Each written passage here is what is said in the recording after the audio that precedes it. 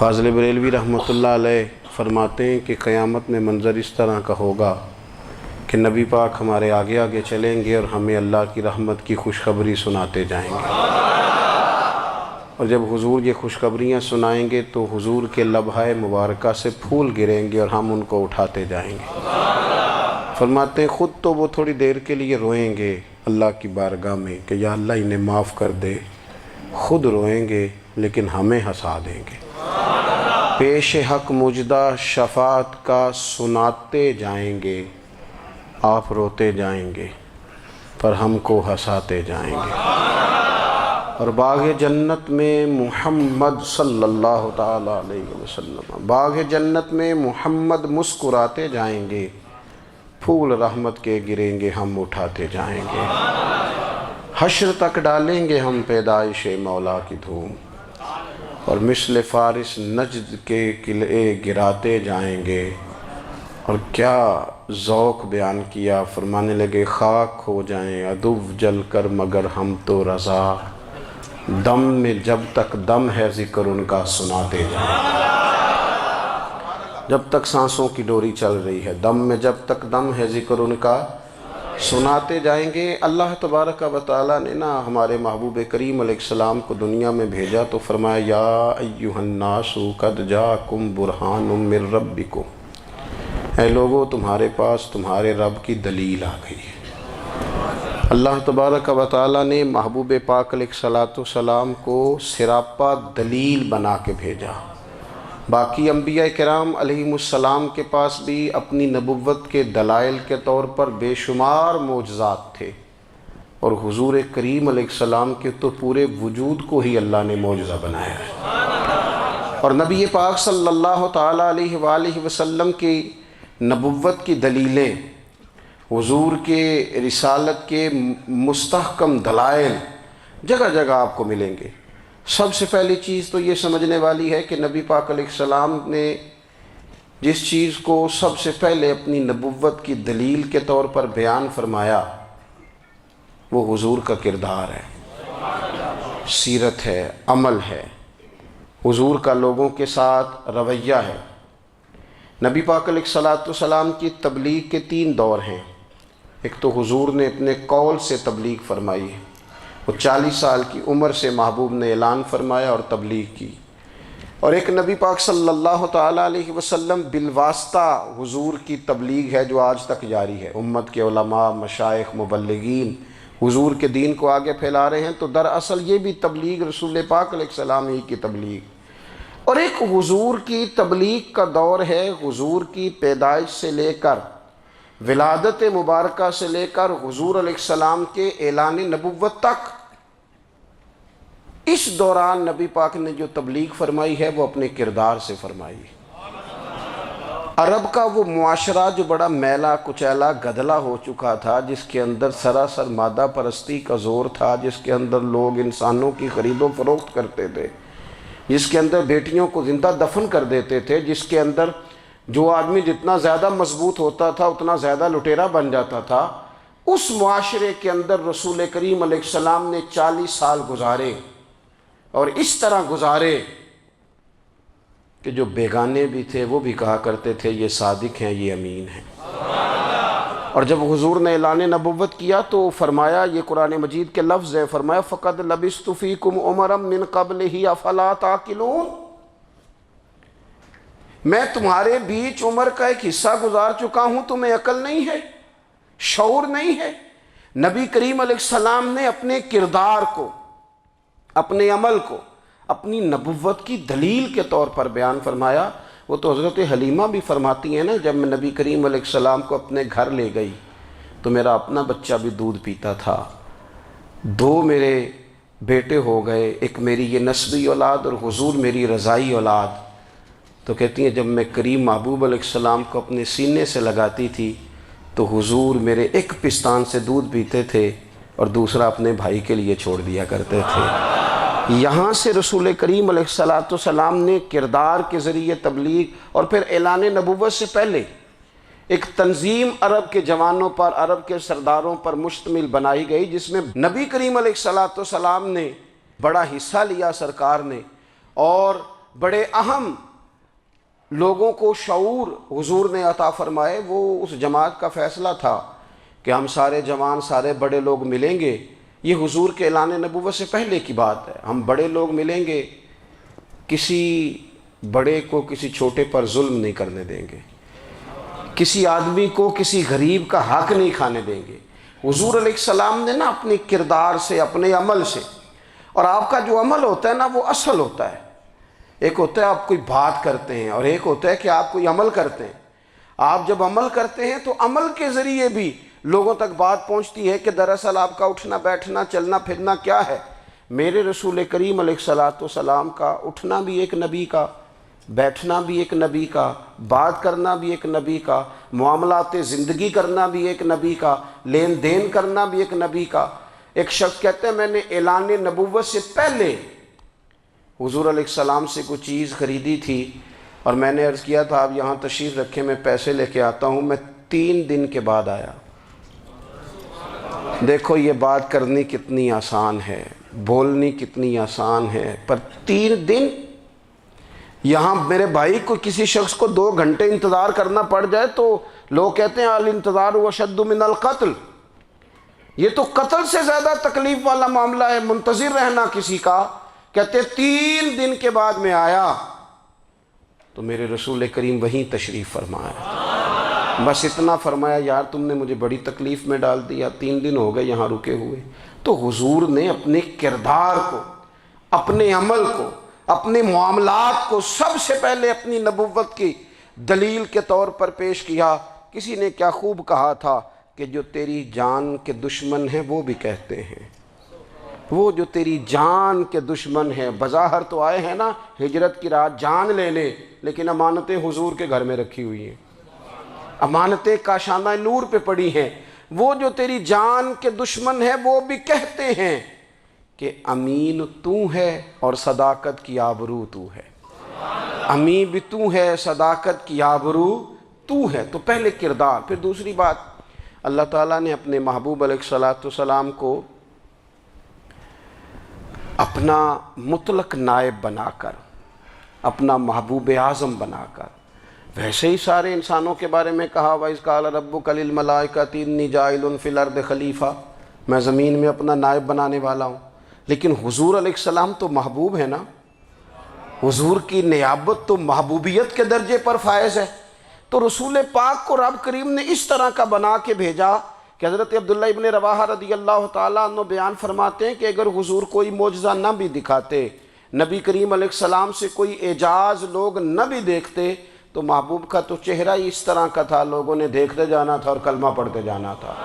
لیکن باوجود اس کے میرے رسول پاک کا اعجاز یہ ہے، کمال یہ ہے کہ حضور کبھی اشارہ کر دیں تو چاند 2 ٹکڑے ہو جائے، کبھی دعا مانگ دیں تو ڈوبا ہوا سورج واپس آ جائے، کبھی محبوب گزرنے لگیں تو پتھر آپ پر سلام پڑے، کبھی حضور پہاڑ پر چڑھ جائیں تو پہاڑ وجد میں آ کر جھومنے لگیں، محبوب کا کبھی نماز پڑھاتے ارادہ بن جائے تو اللہ تعالیٰ قبلے کا رخ ہی تبدیل فرما دے۔ کیا خوبصورت سوچ ہے اور کیا نظریہ دیتے ہیں بریلی کے امام۔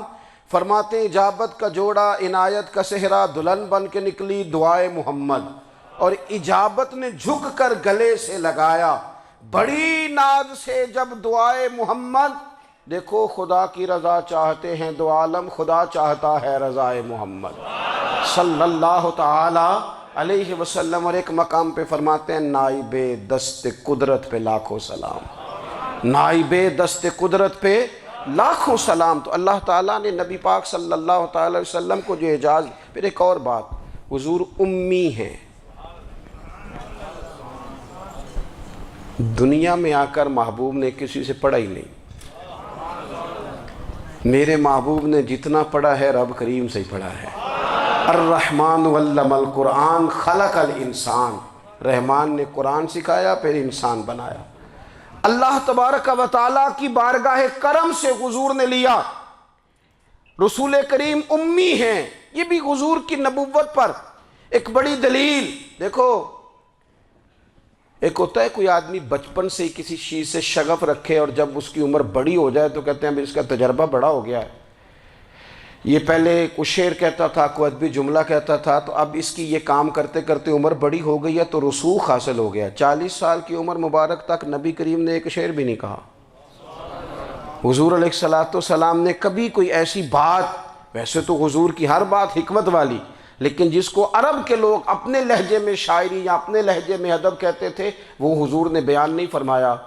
لیکن جب 40 سال کی عمر میں اعلان نبوت کیا تو پھر بڑے بڑے فصیح و بلیغ، بڑے بڑے سیانے طفیل بن عمرو کہتے ہیں کہ اس شخص کو بھی میں نے دیکھا جسے بڑا ناز تھا اپنی فصاحت اور بلاغت پر، اور جب وہ حضور کے پاس آیا اور اس نے آ کے کچھ باتیں کی تو محبوب خاموشی سے سنتے رہے، اور جب وہ چپ کر گیا تو میرے کریم نے صرف سورہ فاتحہ پڑھی۔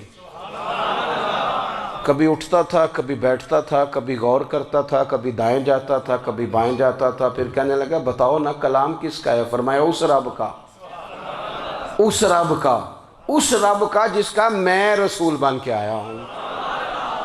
نبی کریم صلی اللہ تعالیٰ علیہ وسلم امی ہیں، لیکن حضور نے کائنات کے رازوں سے پردے ہٹا دیے، نبی کریم نے جینے کے سلیقے بتا دیے، حضور نے ہر شخص کو اس کے مقصد حیات سے آگاہ کر دیا۔ نبی کریم علیہ السلام نے وہ فلسفہ حیات بیان کیا کہ لوگوں کو صرف جینے میں ہی مزہ نہیں آیا، مرنے میں بھی مزہ آنے لگا۔ لوگ آگے بڑھ بڑھ کے جانیں پیش کرنے لگے، اپنی اولادیں قربان کر، جو فلسفیوں سے کھل نہ سکا اور نکتہ وروں سے حل نہ ہوا، وہ راز ایک طیبہ والے نے بتلا دیا چند اشاروں میں۔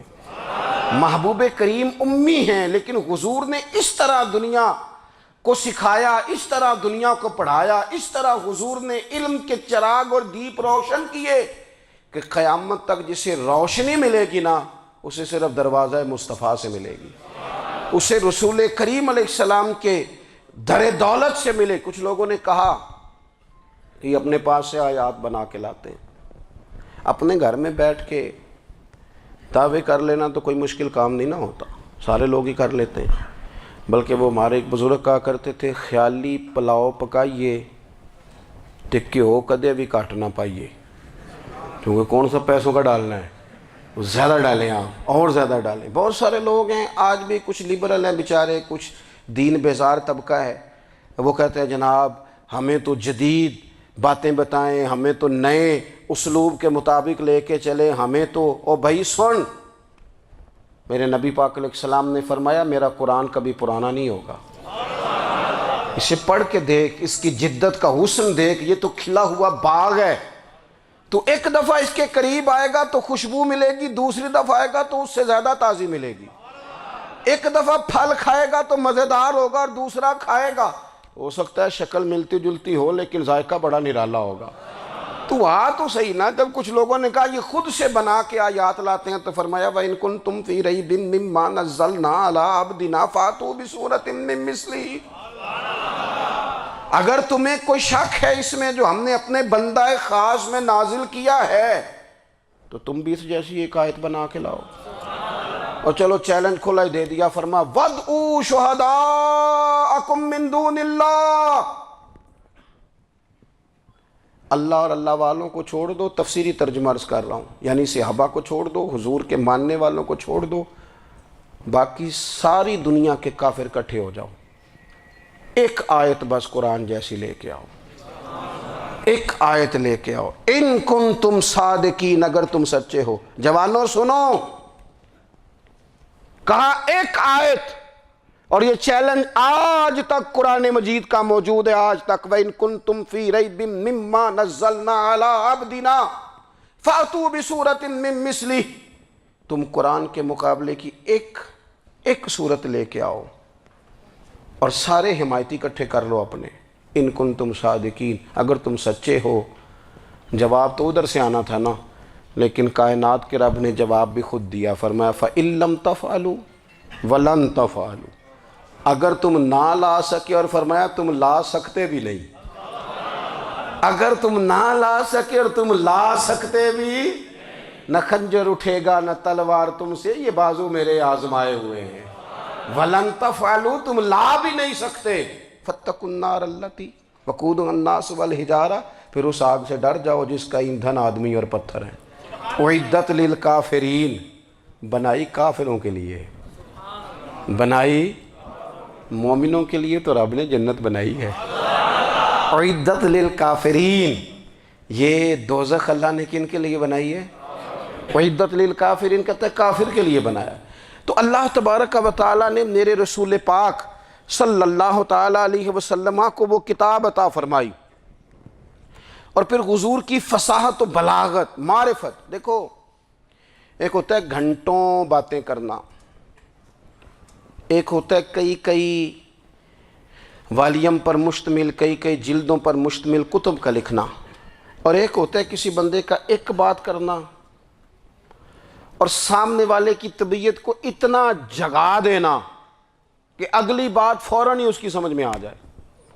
اور حضور نہ کسی کی انا کو نہیں جگاتے تھے۔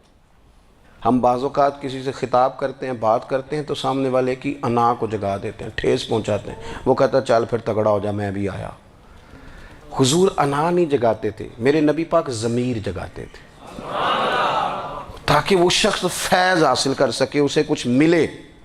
نبی کریم کا جو انداز تکلم ہے وہ اس طرح کا ہوتا تھا کہ انسان خود بخود کھل اٹھتا تھا کہ مطلب یہ بات ہونے کیا لگی ہے، مطلب حضور کیا فرمانے لگے۔ نبی کریم صلی اللہ تعالیٰ علیہ وسلم، ایک دن محبوب کریم نے صحابہ کے بھی یہ حضور کی فصاحت و بلاغت دیکھے، فرمایا محبوب نے کتنا نادان ہے وہ شخص جو اپنے ماں باپ کو گالی دے۔ کھلی ہو گئی لوگوں کی آنکھیں، کان کھڑے ہو گئے کہ یا رسول اللہ کون ایسا بدبخت ہے جو ماں باپ کو گالی دے گا۔ تو اب جب سوالات ذہنی سطح پر پوری طور پر ابھر گئے نا، تو اب رسول کریم نے بات سمجھائی۔ یہ ہے فصاحت و بلاغت، تیرے آگے ہیں یوں دبے لچے فصحاء عرب کے بڑے بڑے، کوئی جان منہ میں زبان نہیں بلکہ جسم میں جان نہیں۔ یا رسول اللہ کون ایسا نالائق ہے جو ماں باپ کو گالی دے؟ اب جب ذہنی سطح یہاں تک ابھر آئی تو اب حضور نے سمجھایا، فرمایا جب تم کسی کے ماں باپ کو گالی دو گے نا تو وہ بھی تو جواب میں تمہارے ماں باپ کو دے گا نا، تو فی نفس ہی یہ تم نے خود ظلم کیا ہے اپنے ماں باپ پر۔ کیوں تم نے ایسا لہجہ اختیار کیا کہ جس سے سامنے والے کی انا جاگ جائے اور وہ تمہارے مقابلے میں آ کر کے کھڑا ہو جائے؟ کیوں تم نے اس طرح کے انداز اختیار کیے کہ جس سے سامنے والا بھی سارے پنجے کھڑے کر کے باہر نکل آئے اور کہے آ جاؤ پھر میں بھی میدان میں حاضر ہوں؟ رسول کریم کی فصاحت، بلاغت دیکھیں نا، حضور دو چار جملوں میں ساری بات سمجھا جاتے ہیں۔ ایک حدیث پاک اگر ہماری سمجھ میں آ جائے، ایک روایت نبی پاک صلی اللہ تعالیٰ علیہ وسلم نے فرمایا خوبصورت مسلمان وہ ہے جو بے مقصد باتوں کو چھوڑ دے۔ لو اس سے پوری زندگی سجائی جا سکتی ہے، ایک جملے سے پوری زندگی سواری جا سکتی ہے۔ کوئی لمبی چوڑی باتوں میں جانے کی ضرورت نہیں، کہا خوبصورت مسلمان یہ ہے جو بے مقصد باتوں کو چھوڑ دے، لا یعنی باتوں کو، کیا کہتے ہیں ہمارے دیہات کے لوگ، جڑے پنڈ جانا نہیں اودا راہ پوچھنے دی، لیکن آج کل لوگ باز آندے یعنی جس بات کا بالکل تعلق نہیں نا وہ بات بھی کرتے جاتے ہیں، جس کا شعبہ ہی نہیں وہ بھی چھلانگ لگا لگا کے اس میں آ جاتا ہے۔ ہم اپنا وقت ضائع کرتے ہیں، اپنی صلاحیتیں ضائع کرتے ہیں، اپنا نقصان کرتے ہیں۔ ہم اپنا کام صحیح کر کے نہیں کرتے اور دوسری ساری دنیا کو ٹھیک کرنا چاہتے ہیں۔ او بھائی آپ جس جگہ جس شعبے سے تعلق رکھتے ہیں آپ اپنے معاملات میں مضبوطی پیدا کریں۔ حضور نے اپنی فصاحت کے ساتھ، بلاغت کے ساتھ لوگوں کو قائل کیا، اور قرآن مجید کی تاثیر کا یہ اثر میرے کریم رسول نے دکھایا کہ رات کو جب حضور بیٹھ کے قرآن پاک پڑھتے تھے نا، جب یاسین والے نبی خود یاسین کی تلاوت کریں،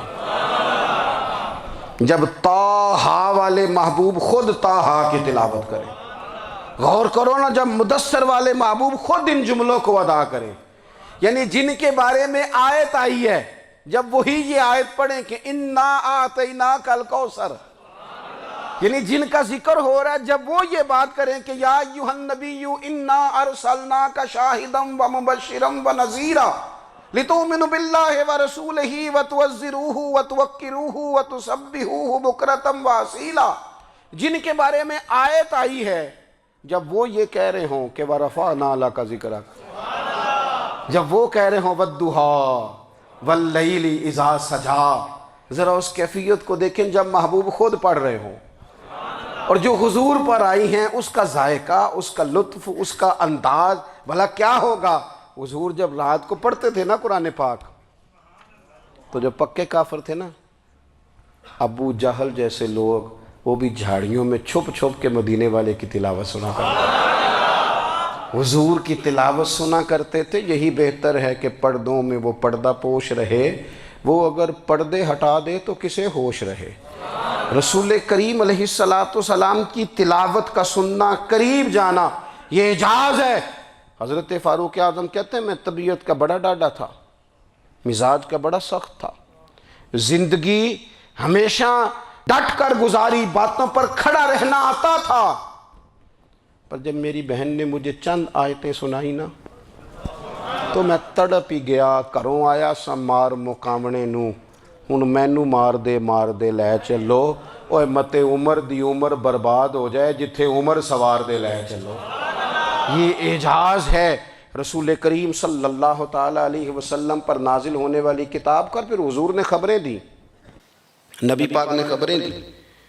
حضور نے فرمایا روم فتح ہوگا، وہ ہوا۔ نبی کریم علیہ السلام نے فرمایا شام فتح ہوگا، تو شام فتح ہوا۔ فرمایا ایران فتح ہوگا، تو ایران فتح ہوا۔ سراقہ بن مالک کہتے ہیں ایک گاؤں پر بھی مسلمانوں کی حکومت نہیں تھی، ایک گاؤں پر۔ حضور مکہ مکرمہ سے نکل رہے تھے، مدینہ طیبہ تشریف لے جا رہے تھے، ابھی راستے میں تھے، میں 100 سرخ اونٹوں کے لالچ میں معاذ اللہ حضور کو گرفتار کرنے پہنچ گیا۔ محبوب نے حکم دیا، حضور کا معجزہ میں نے آنکھوں سے دیکھا، میرا گھوڑا زمین میں دھستا چلا گیا، میں نے معافی مانگی، حضور نے معاف کر دیا۔ میں نے سمجھا اچانک ہو گیا ہے، یہ منوانا بھی بڑا مشکل کام ہے۔ شجر و حجر پہچان گئے، انسان کی نظروں میں شاکی رہا۔ یہ کچھ ایسے لوگ ہیں جن کو منوانا توبہ توبہ، ماننے کو تیار نہیں، دیکھ دیکھ کے بھی ماننے کو تیار ہے نہیں، ماننے کو تیار ہی نہیں۔ کہتے ہیں کہ میں نے پھر چاہا آگے بڑھنا، تو پھر زمین کے اندر میرے گھوڑے کے پیر دھنسنے لگے، پھر معافی مانگی۔ کریم تیرے معاف کرنے کی ادا پہ بھی قربان جائیں۔ یہ نہیں فرمایا کہ تو بار بار یوں ہی کرتا ہے، فرمایا معافی مانگتا ہے، جا میں نے معاف کیا۔ کہتے ہیں 3 دفعہ میں آگے بڑھا، 3 دفعہ حضور نے معاف کیا، تو مسکرا کے فرمانے لگے تو یہاں مجھے گرفتار کرنے آیا ہے، وہ کیسر روم کا علاقہ فتح ہوگا۔ وہ کنگن جو پہنتا ہے نا ہاتھوں میں، بادشاہ کے کنگن معروف ہیں، وہ تیرے ہاتھوں میں آئیں گے۔ اللہ کرے آپ سمجھیں، یہ جو لوگ ڈری ڈری سہمی اور ہمارے بچے مایوسی کی معاذ اللہ باتیں کرتے ہیں، وہ دیکھیں حضور کس طرح کی گفتگو فرماتے ہیں۔ ابھی ایک گاؤں پر بھی اسلام کی حکومت نہیں، لیکن حضور کا خبر دینے کا انداز۔ کریم فرمانے لگے وہ کیسر روم کے جو کنگن ہوں گے وہ تیرے ہاتھوں میں آئیں گے۔ جناب سراقہ بن مالک فرماتے ہیں کہ میں مسلمان ہو گیا، حضور کا وصال ہو گیا، کنگن نہیں آئے۔ حضرت ابوبکر صدیق کا وصال ظاہری ہو گیا، کنگن نہیں آئے۔ جناب عمر کا دور آ گیا، سراقہ بوڑھے ہو گئے۔ کوئی بندہ پوچھتا نا کہ اب تو عمر ڈھل گئی ہے، زندگی کا پتہ نہیں، کہنے لگے نہیں میں نہیں جاتا، جب تک کنگن نہیں آتے اسرائیل کوئی نہیں آئیں گے، کیونکہ ساڈے نبی دی زبان ساڈے واسطے قرآن۔ جو دن کو کہہ دیا دن ہے تو دن نکل آیا، جو شب کو کہہ دیا شب ہے تو رات ہو کے رہی، اور خدا نے ان کی زبان کو وہ اختیار دیا، جو نکلی منہ سے ان کے وہ بات ہو کے رہی۔ اور فاضل بریلوی کا تو انداز ہی پھر انوکھا ہے نا، وہ تو کہتے ہیں وہ زبان جس کو سب کن کی کنجی کہے، جس کو سب کن کی کنجی کہیں، اس کی نافذ حکومت پہ لاکھوں سلام۔ کہنے لگے نہیں آتے حضرت اسرائیل، فکر نہ کرو، بوڑھے ہو گئے تھے، نکلنا گھر سے بند کر دیا تھا، حضرت عمر کا دور تھا، کنگن آ گئے۔ حضرت فاروق اعظم نے ان کے پوتوں سے، نواسوں سے، بچوں سے کہا جاؤ بلا کے لاؤ، کا دادا جان بوڑھے ہیں، فرمایا تم کان میں کہہ دینا کنگن آ گئے، پھر تم دیکھنا تو صحیح۔ پھر حضرت سراقہ آئے، حضور نے جو خبریں دیں، نبی پاک علیہ السلام نے جو گزشتہ قوموں کے احوال بیان کیے، اور پھر میرے نبی پاک علیہ السلام نا دنیا میں عزتیں دینے آئے۔ عزتیں، یہ مزاج ہمیں کم کرنا چاہیے۔ یہ جو ہم ساری زندگی اس کام میں لگا دیتے نا، کسی کو نیچا کیسے دکھانا ہے، یہ انداز حضور نے نہیں ہمیں دیا۔ اب دیکھو حضور تشریف لائے تو ہمیں پتہ چلا کہ حضرت یوسف جیسا سونا کوئی نہیں، حضور تشریف لائے تو ہمیں پتہ چلا کہ حضرت داؤد جیسی خوبصورت آواز کسی کی نہیں، حضور تشریف لائے تو ہمیں پتہ چلا کہ جناب عیسیٰ علیہ السلام کا فقر اختیاری کس طرح کا تھا، محبوب تشریف لائے تو ہمیں پتہ چلا کہ حضرت موسیٰ کا جلال کس طرح کا تھا۔ یہ تو حضور آئے تو نبی پاک علیہ السلام نے اس کی بھی عظمت بیان کی، اس کی بھی شان بیان کی، حضور نے بتایا کہ ابو بکر صدیق کی شان کیا ہے، فاروق اعظم کا مرتبہ کیا ہے، عثمان غنی کی حیا کیا ہے، مولا علی کی شجاعت کیا ہے، اہل بیت نبوت کی عظمت کیا ہے۔ حضور آئے عزتیں دینے، ماں کو عزت دی مدینے والے رسول نے، کہا جس کا باپ راضی ہو گیا اس کا رب راضی ہو گیا، فرمایا جو 2 بیٹیاں 3 بیٹیاں 4 بیٹی بہنیں یا 1 بیٹی یا بہن بیاہ کے آ گیا نا، اس طرح میری 2 انگلیاں جڑی ہوئی ہیں، میرے ساتھ جڑ کے جنت میں جائے گا۔ رسول کریم صلی اللہ تعالی وسلم نے عزت دی، حضور عزتیں دینے، کوئی اعزاز نہیں، ان پڑھ بندہ ہے، سادہ ہے، غریب ہے، مزدوری کرتا ہے، ہاتھوں پہ چھالے، یا رسول اللہ اس کا بھی کوئی اعزاز ہے؟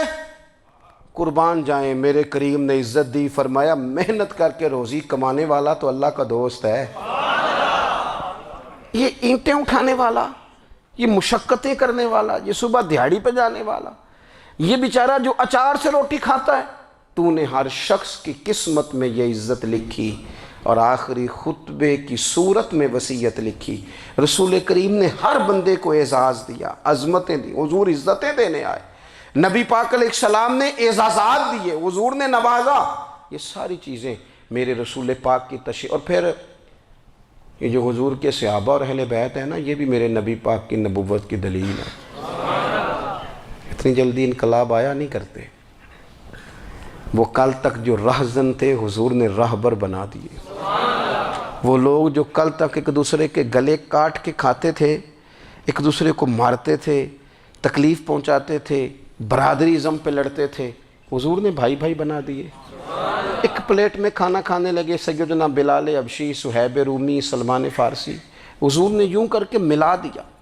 نبی کریم علیہ السلام نے تقسیمیں ختم کر دی دنیا میں، حضور کہ صحابہ نے اپنا کردار اس طرح کا دکھایا، اتنا بلند کیا، اور صحابہ کرام علیہم رضوان اس کو دیکھ کر اتنی بلندیوں پہ گئے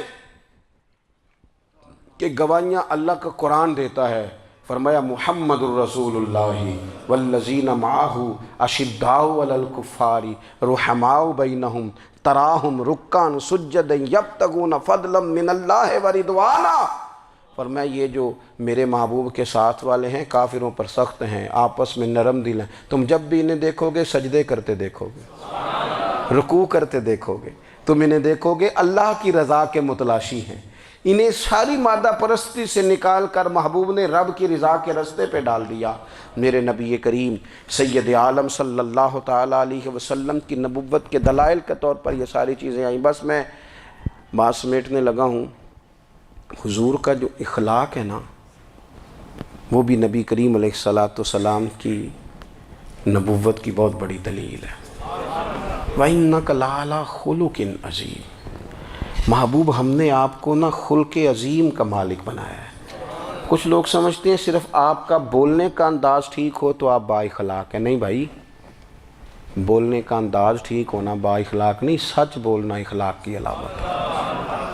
آپ کا حق بات کرنا اخلاق ہے، آپ کا صحیح گواہی دینا اخلاق ہے، آپ کا اللہ تعالیٰ کی طرف سے آزمائش آنے پر صبر کا مظاہرہ کرنا اونچا اخلاق ہے۔ رب نعمت دے تو آپ کا وجود ڈھلتا جائے شکر میں، یہ اخلاق ہے۔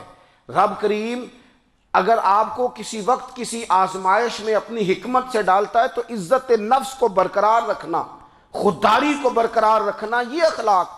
نبی پاک نے اعلیٰ ترین اخلاق کی بات بتائی، اعلیٰ ترین۔ حضور نے لوگوں سے بیعت لیتے وقت کہا تھا میرے ہاتھ پر بیعت کرو، چوری نہیں کرو گے۔ نبی پاک علیہ السلام نے مختلف امور پر بیعت لی۔ حضرت حکیم بن حزام کہتے ہیں حضور نے میرے ہاتھ پہ ہاتھ رکھ کے کہا میرے ہاتھ پہ ہاتھ رکھ کے بیعت کرو کہ کسی دنیا دار سے سوال نہیں کرو گے، خودداری سے زندگی گزارو گے، عزت نفس سے، جو رب نے تمہیں دیا ہے تم اس پر راضی رہو گے، لوگوں کی جیبوں کو ٹٹولنا، دوسروں کی دولتوں پہ راج کرنا، دوسروں کے مال پر نگاہیں ڈالنا اللہ کے حبیب نے پسند نہیں فرمایا۔ فرمایا بیعت کرو کہ تم کبھی کسی سے سوال نہیں کرو گے۔ حد ہو گئی، نبھانے والوں نے پھر اس عہد کو نبھایا اور کمال کر دی۔ حضرت حکیم بن حزام گھوڑے پہ بیٹھے تھے، ہاتھ میں درہ تھا، وہ زمین پہ گر گیا، قریب غلام کھڑا تھا، حضرت حکیم بن حزام خود گھوڑے سے اترے، درہ اٹھایا، دوبارہ گھوڑے پہ بیٹھے۔ غلام عرض کرنے لگا حضور مجھے بتا دیتے میں اٹھا کے دے دیتا۔ آنکھیں چمک اٹھیں، فرمانے لگے کیسے بتا دیتا، اپنے رسول سے وعدہ کیا ہے کبھی کسی سے سوال نہیں کروں گا، کبھی سوال نہیں کروں گا۔ اللہ کے محبوب نے ہمیں اعلیٰ اخلاقی قدروں کی بات ہمیں سکھائی ہے۔ ہم دیکھتے ہیں کہ بڑی جلدی 2 4 5 لوگوں کے غصہ دلانے پر ہم ساری اخلاقی حدوں کو کراس کر جاتے ہیں۔ دوستو ہمارا ایک ویژن ہونا چاہیے، ہمارے ذاتی رویے بڑے معتبر ہونے چاہیے، لین دین کے معاملات کے اندر مسلمانوں کو بڑا صاف ستھرا ہونا چاہیے۔ ہمیں اپنی معاشی زندگی میں روزمرہ کے معاملات میں ہماری توجہات کا مرکز صرف اللہ رسول کی ذات ہونی چاہیے۔ رب کریم نے اپنی حکمت سے کسی کو کتنا دیا ہے یہ اس کی حکمت کے تقاضے ہیں، ہمیں اس نے جس رنگ میں جس حال میں رکھا ہے ہمیں اپنے رب کی رضا پر بہت زیادہ مطمئن ہونا چاہیے۔ اچھا پھر ایک اور بات، جن چیزوں کو ہم نے دکھ بنایا ہے نا یہ تو وہاں دکھ تھا ہی نہیں، مہینہ مہینہ چولہا نہیں جلا، لیکن کسی جگہ اظہار غربت ہے حضور کی اولاد پاک کا یا صحاب کا یا ازواج کا، مہینہ مہینہ چولہا نہیں جلا، لیکن یہ اخلاق عالیہ کا حسن دیکھو، اپنے گھر مہینہ مہینہ چولہا نہیں جلا، جو مانگنے آیا اسے جھولی بھر کے عطا فرمایا، کوئی دروازے سے خالی نہیں گیا۔ عزیز بھائی اگر زندگی میں اخلاقی قدریں ہم اپنا لیں اور ہم تھوڑا تھوڑا کر کے اپنے آپ کو تبدیل کریں، ساری زندگی توجہ رہی کہ فلاں کیا کر رہا ہے فلاں کیا کر رہا ہے، تھوڑا سا گردن کو جھکا کے اپنے اوپر توجہ ڈالیں، اپنے آپ کو وقت دیں، حضور کے اخلاق عالیہ کی روشنی میں، تعلیمات حسنہ کی روشنی میں ہم اپنے کردار و عمل پر تھوڑی توجہ دیں۔ اس وقت بہت بڑی تعداد میں امت مسلمہ ہے، اور ایسا نہیں ہے کہ دولت نہیں ہے، دولت سے بھی سرشار ہیں، ہمارے ہاں بڑے بڑے انجینئر ہیں، بڑے بڑے ڈاکٹر ہیں، لیکچرار ہیں، ہمارے پاس بڑے بڑے ہاسپٹل ہیں، بڑا کچھ ہے، لیکن کردار و عمل کے بادشاہ، اپنی زندگی تقوی کی روشنی میں گزارنے والے ان لوگوں کی تعداد کم ہے۔ اگر کوئی آج بھی سارے کام نیک کرے لیکن جائیداد میں سے بیٹی کا حق رکھ جائے تو پھر اس نے کیا میلاد منایا ہے؟ اگر آج بھی جو 2 4 لوگ بیچارے اس کے زیر دست ہیں، ملازمین ہیں، ان کے ساتھ اس کا رویہ انتہائی سخت ہو تو اس نے کیا میلاد منایا؟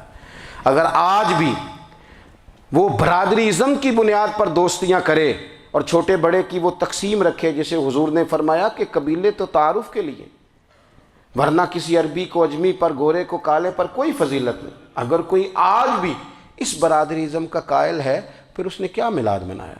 اگر کوئی شخص آج بھی اپنے آپ کو مادہ پرستی میں پوری طرح دھکیل چکا ہے اور رضا الہی کا مسافر نہیں بنا تو اس نے کیا میلاد منایا؟